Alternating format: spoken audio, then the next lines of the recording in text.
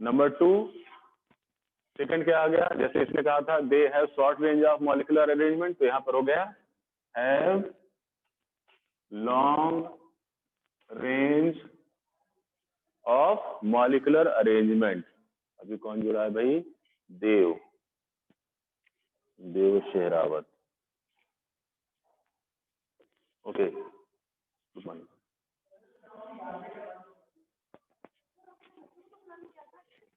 नहीं, बच्चों को सर ने मना किया था अब मतलब आ जाने के लिए, बच्चे खुद ही मना कर रहे थे बल्कि कि नहीं आएंगे। मैंने मैम को बोल दिया कि मैंने मना नहीं किया, मैंने मना नहीं किया था। नहीं, मना किसी ने नहीं किया था, मना किसी ने नहीं किया था। अपना नंबर यस मैम, 8368 2578 97 जी। बल्कि सर तो आप प्रैक्टिकल कराने के लिए बोल रहे थे, क्योंकि हमारा प्रैक्टिकल तो हो गया है जी।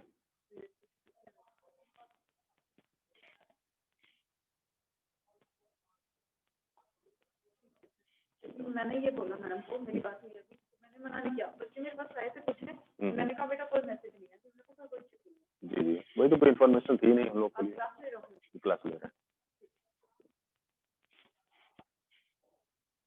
Okay, so they have long range of molecular arrangement, long range of molecular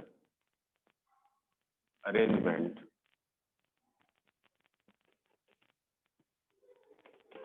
ठीक, थर्ड प्रॉपर्टी क्या हो जाएगी, यहां पर देखिए इनका रेंज ऑफ मेल्टिंग पॉइंट था, बट क्रिस्टलाइन में क्या होता है, they have sharp melting point.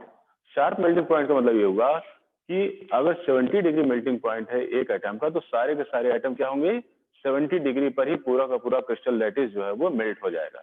ये शार्प मेल्टिंग पॉइंट हो गया। ओके, और कोई प्रॉपर्टी बताइए भाई जो आप लोगों को याद आ रही हो। सर एक cut into plane and smooth surfaces. Yes, they give plane surface when cut with the sharpest tool. Okay, ठीक है। और कुछ इसके अलावा एक बहुत ही इंपॉर्टेंट प्रॉपर्टी है जिस पर कि शॉर्ट नोट भी पूछा जाता है, that is the isotropic and anisotropic property. ठीक है, तो एमॉर्फस हमारा जो होता है वो कैसा होता है, एमॉर्फस इज द आइसोट्रोपिक। लिख लेते हैं यहाँ पर आइसोट्रोपिक। हाँ, दे आर आइसोट्रोपिक। ओके, क्या मतलब होता है आइसोट्रोपिक का, what is the meaning of isotropic nature.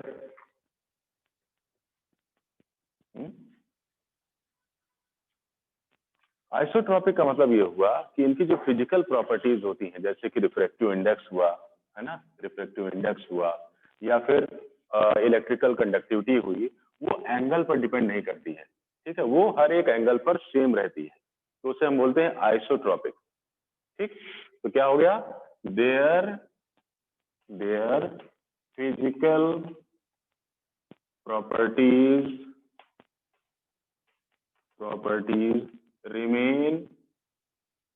remain same। ठीक, not depend on एंगल, ये एंगल पर डिपेंड नहीं करती है, और इस प्रॉपर्टी को हम बोलते हैं आइसोट्रोपिक नेचर। ठीक, जबकि क्रिस्टलाइन जो होते हैं हमारे वो एन आइसोट्रोपिक होते हैं, they are anisotropic in nature. ठीक, इसका मतलब इनका रिफ्रैक्टिव इंडेक्स एंगल के साथ साथ चेंज होता रहता है, इसी को हम एनाइसोट्रोपिक नेचर बोलेंगे। ठीक है बेटा, सबको क्लियर होगा। इसका एग्जांपल क्या हुआ, इसका एग्जांपल हो गया जैसे कि CuSO4 क्वार्ट्ज, है ना, हाँ क्वार्ट्ज, और क्या हो गया AgBr। ठीक, जितने भी क्रिस्टल आपने पढ़े हुए हैं सारे इसमें आते हैं। क्लियर? तो ये तो हो गया आपका पहला क्वेश्चन जो कि सॉलिड स्टेट से पूछा जाता है कि what is the difference between the amorphous and crystalline solid. ठीक, इसके बाद फिर नेक्स्ट हम लोग बढ़ते हैं और क्या इंपॉर्टेंट होता है और क्या क्या होता है इसमें। अब आ जाते हैं हम लोग क्रिस्टल के टाइप्स पर। ठीक है, type of crystalline solid. Okay, तो कौन कौन से टाइप होते हैं क्रिस्टलाइन सॉलिड के? बोलो भाई, बोलिए। बेटा देखो रिवीजन हो रहा है, जितना आप लोग इंटरेक्ट करेंगे, जितना आप लोग डिस्कस करेंगे उतना ही बेटर होगा। ठीक, बताइए टाइप ऑफ क्रिस्टलाइन सॉलिड क्या क्या होगा?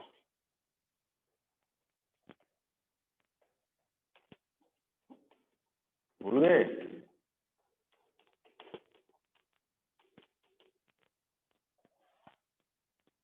Number 1 molecular solid. ठीक, मॉलिक्यूलर सॉलिड आ गया। मॉलिक्यूलर सॉलिड कितने टाइप के? 3 टाइप के। Number 1 non polar, number 2 polar और नंबर 3 हाइड्रोजन बॉन्डेड। ठीक, अब नॉन पोलर क्या हुआ? नॉन पोलर जैसे कि हाइड्रोजन। ठीक, इसे हम होमोन्यूक्लियर भी कहते हैं, यानी कि कंटेन सिमिलर एटम्स, एक ही टाइप के एटम्स इसमें होते हैं। ओके, तो ये हो गया आपका, क्या हुआ ये? दैट इज द, और कोई जुड़ा हुआ है? अंशुल जायसवाल, अंशुल।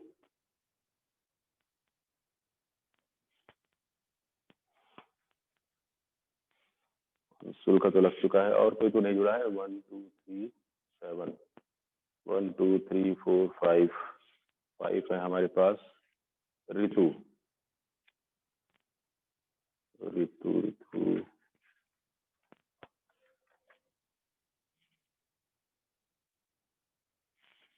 6, और कौन है? सार्थक, देव, शेखावत, अंशुल, तरुण। ठीक, ओके, तो इस तरीके से ये क्या हो गया? हाइड्रोजन। देखिए हाँ, नॉन पोलर में आ गया हाइड्रोजन। ये हाइड्रोजन जैसे इसमें मॉलिक्यूल्स आ जाएंगे जिसमें कि एक ही टाइप के एटम्स आपके बॉन्डेड होते हैं। इनके क्या होते हैं? They have low melting point, low melting point. ठीक, पाउडर फॉर्म में होते हैं। इसके बाद फिर आ जाता है पोलर। पोलर में क्या होता है? Atoms bonded together having electronegativity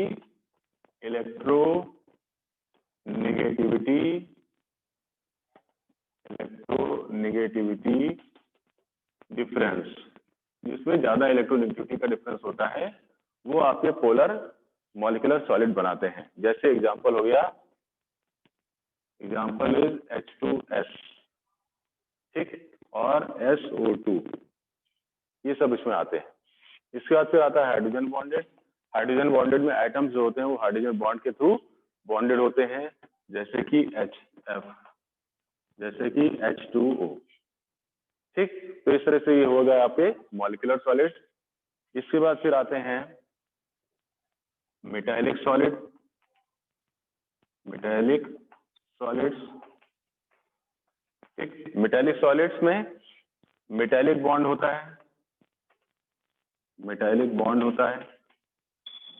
ठीक, और दे आर, ये सबसे बड़ी प्रॉपर्टी जहां से क्वेश्चन भी आया हुआ है, दे आर गुड कंडक्टर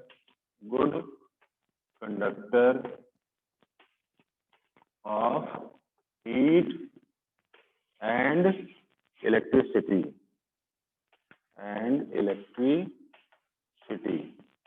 ठीक है, in solid state as well as molten state। तो यहाँ पर एक क्वेश्चन पूछा जाता है, which type of the solids are the good conductor of the heat and the electricity in solid as well as in molten state। तो वहां पर आंसर हो जाएगा आपका मेटालिक सॉलिड। ठीक, इसके बाद फिर आते हैं आयनिक सॉलिड। आयनिक सॉलिड्स। ठीक, आयनिक सॉलिड्स क्या होंगे? They contain cation and anion. ठीक, बॉन्डेड विद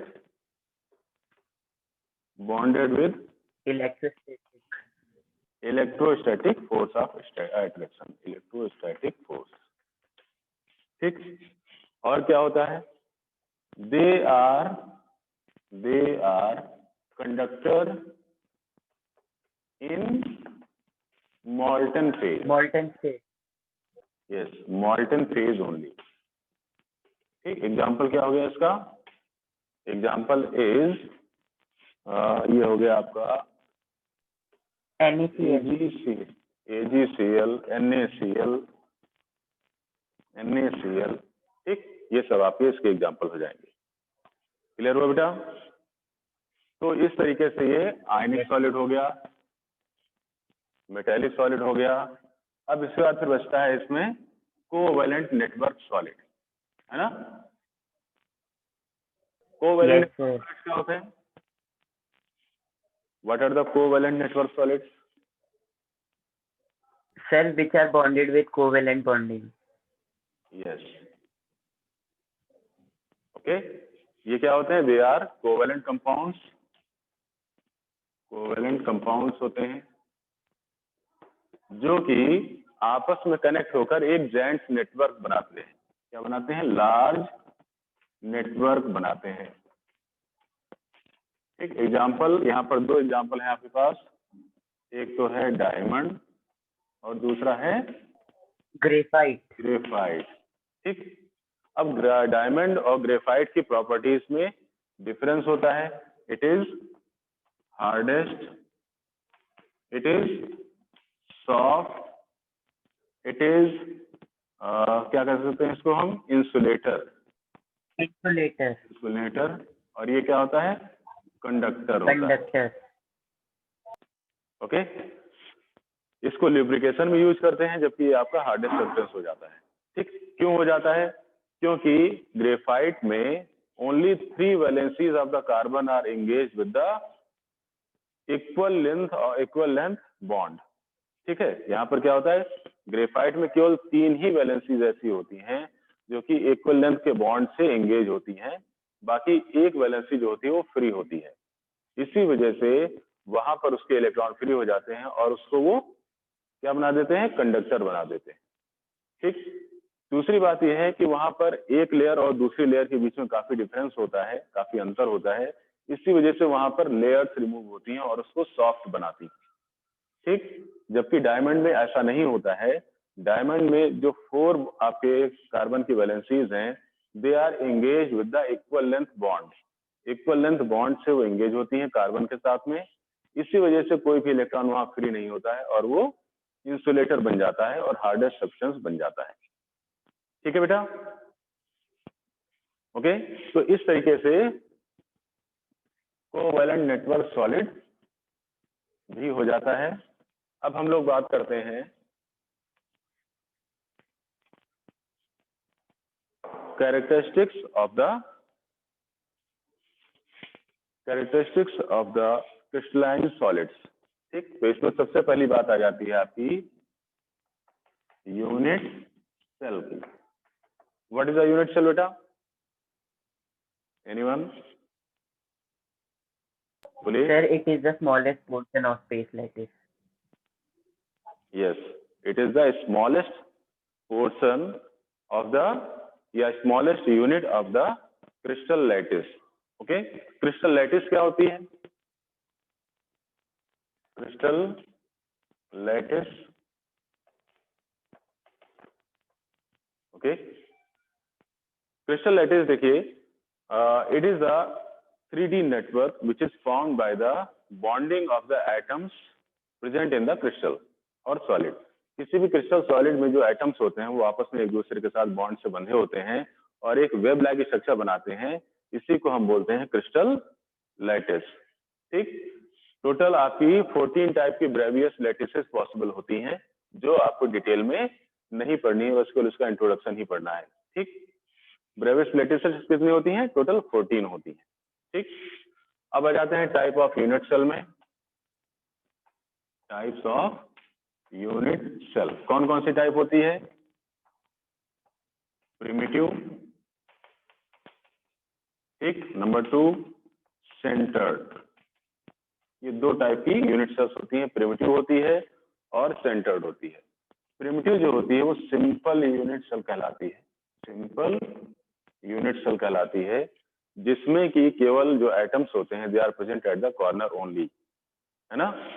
और सेंटर्ड जो आपकी यूनिट सेल होती हैं ये अगेन डिवाइडेड इनटू 3। कौन कौन सी?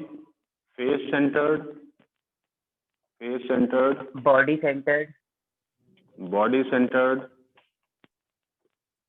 बॉडी सेंटर्ड, ठीक, एंड सेंटर्ड, एंड सेंटर्ड। ये 3 टाइप्स की होती हैं। फेस सेंटर्ड वो होती है जिसमें कि कॉर्नर के अलावा जितने भी फेसेस होते हैं उसके सेंटर में भी एटम्स प्रेजेंट होते हैं, है ना, कंप्लीट एक एटम। तो टोटल एटम्स कितने हो गए इसमें?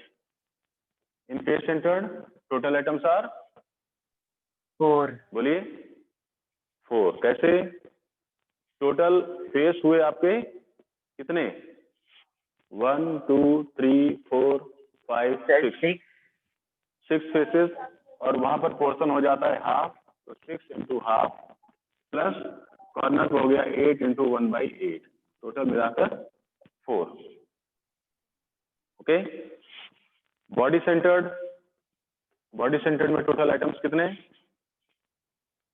बोलिए 8 इंटू 1/8 प्लस एक पूरा कंप्लीट बॉडी के बीच में, 2, है ना, तो हो गया यहाँ पर 2। फिर एंड सेंटर्ड, तो top and and bottom and half half and corner 1, तो हो गया यहाँ पर भी कितने? 2। ठीक, so these are the total number of the items presenting. And simple unit cell में टोटल होता है 1, केवल कॉर्नर पर होता है। क्लियर? Okay, yes sir. अच्छा, यूनिट सेल की पैरामीटर क्या क्या होती है? What are the parameters of the unit cell?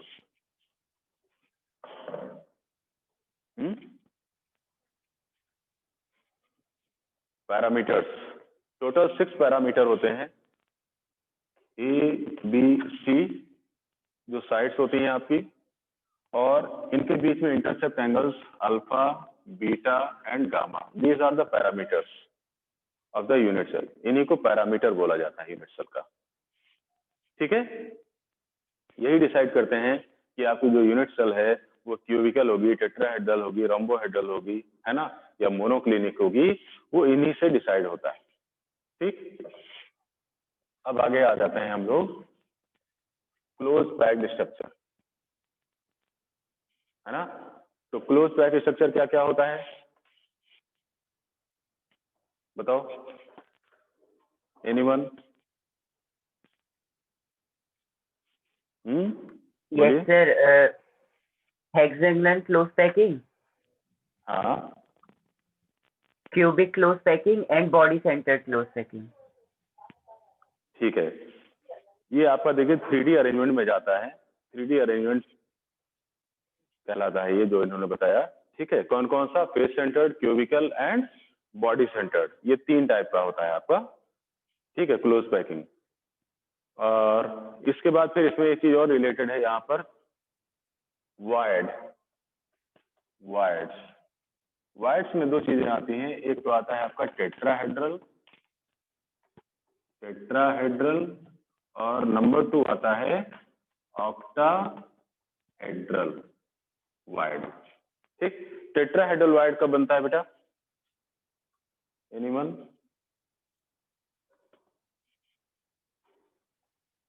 How can you form tetrahedral wired? Tetrahedral wired कैसे बनेगा? देखो, टेट्राहेड्रल वायर्ड में क्या होता है, जैसे मान लीजिए ये आपका एक स्फीयर है, इसके साथ एक स्फीयर यहाँ लगा, एक स्फीयर यहाँ लगा। ठीक, तो इनके बीच में जो गैप रहा, ये गैप, इसे लोग बोलते हैं वायर्ड, इसी को वायर्ड बोला जाता है। ठीक, अब इस वाइड के ऊपर एक मॉलिक्यूल रख दिया और एक नीचे मॉलिक्यूल रख गया, ठीक। तो शेप कैसा बन गया, शेप कुछ ऐसा बना।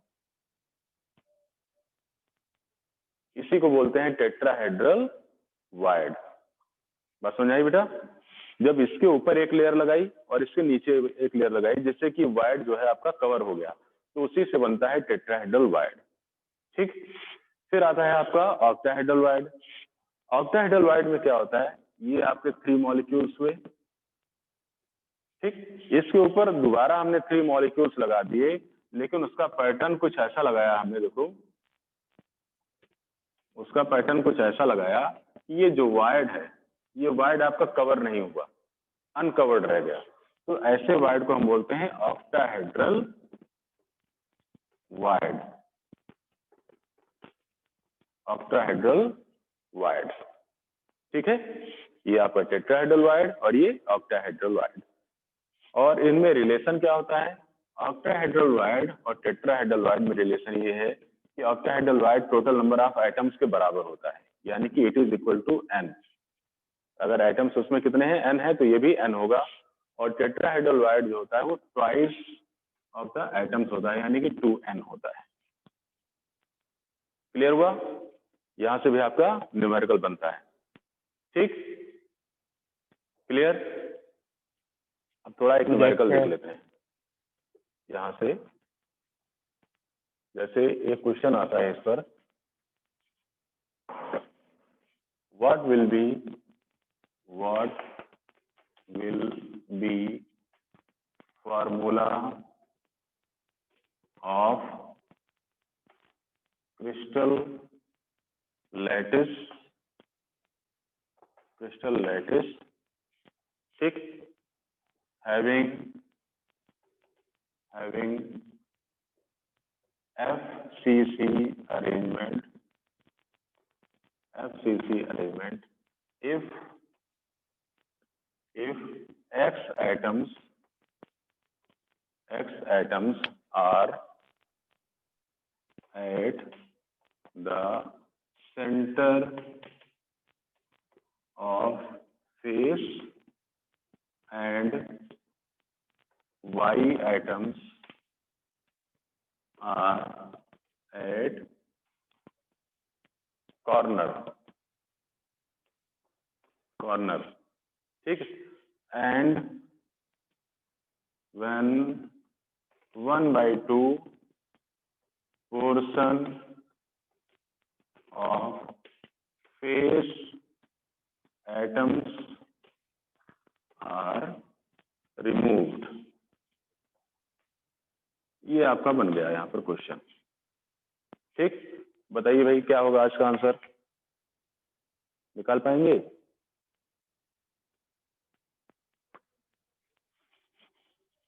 बोलिए बेटा।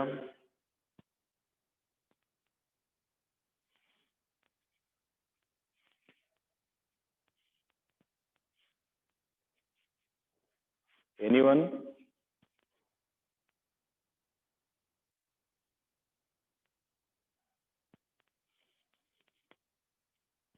भाई देखो, ऐसे क्वेश्चन को करने के लिए सबसे पहले आपको क्या करना पड़ता है, नंबर ऑफ आइटम्स कैलकुलेट करने पड़ते हैं, है ना। तो पहले हम देखेंगे कॉर्नर आइटम्स। टोटल कितने हो गए? FCC है, कॉर्नर आइटम पर क्या रखा हुआ है, Y रखा हुआ है। और कॉर्नर आइटम्स कितने होते हैं, टोटल होते हैं 8 × 1/8 इक्वल टू 1, यानी कि Y आइटम्स आर 1, ठीक। फिर आते हैं हम लोग फेस आइटम्स, और फेस पर क्या रखा हुआ है, X। तो फेस आइटम्स कितने होंगे, 6 × 1/2 इक्वल टू 3, तो 3x होना चाहिए, ठीक। लेकिन अकॉर्डिंग टू क्वेश्चन इसमें 1/2 पोर्शन रिमूव कर दिया गया है, तो यहाँ पर ये कितने बचे, 3/2x, ये आइटम्स रिमेनिंग है आपके, ठीक। So formula is 3/2x y, ठीक। लेकिन ऐसे कोई फार्मूला लिखा नहीं जाता है, तो इसको हम क्या करेंगे, 2 से मल्टीप्लाई कर लेंगे, ये हो जाएगा x3y2, that is the formula of the compound. समझ आया बेटा? Yes, sir. तो इस तरीके से वाले क्वेश्चन किए जाते हैं। ठीक है, तो ये आपके ऐसे क्वेश्चन उसमें नीट में भी आते हैं, जेई में भी आते हैं और बोर्ड में तो आते ही हैं। ठीक, जिसमें फार्मूला पूछा जाता है। हो जाएंगे ऐसे क्वेश्चन, कर लोगे?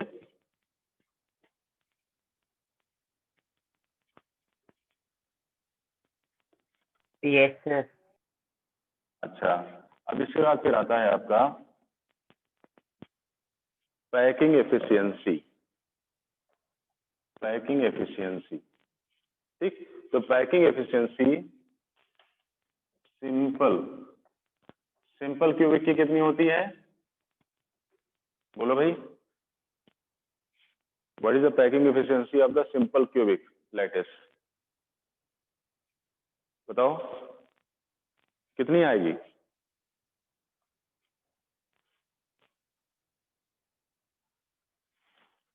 Sir, 52% कुछ आती है। 52.4।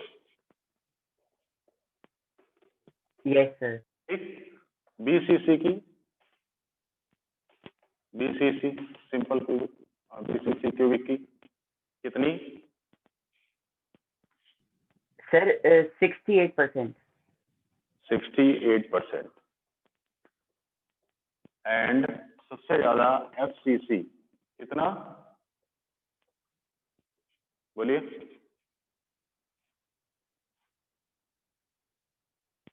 74%.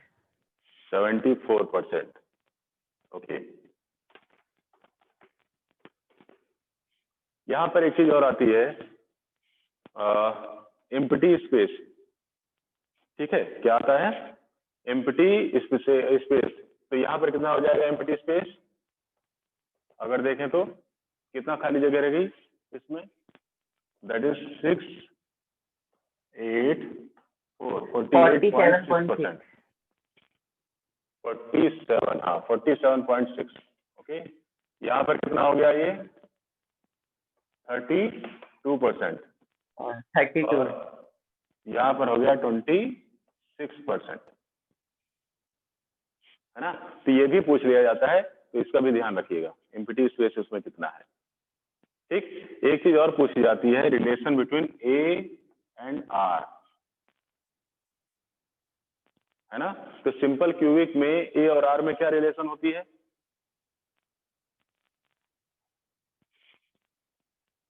बताइए, सिंपल क्यूबिक में क्या होता है? ए इक्वल टू 2r होता है।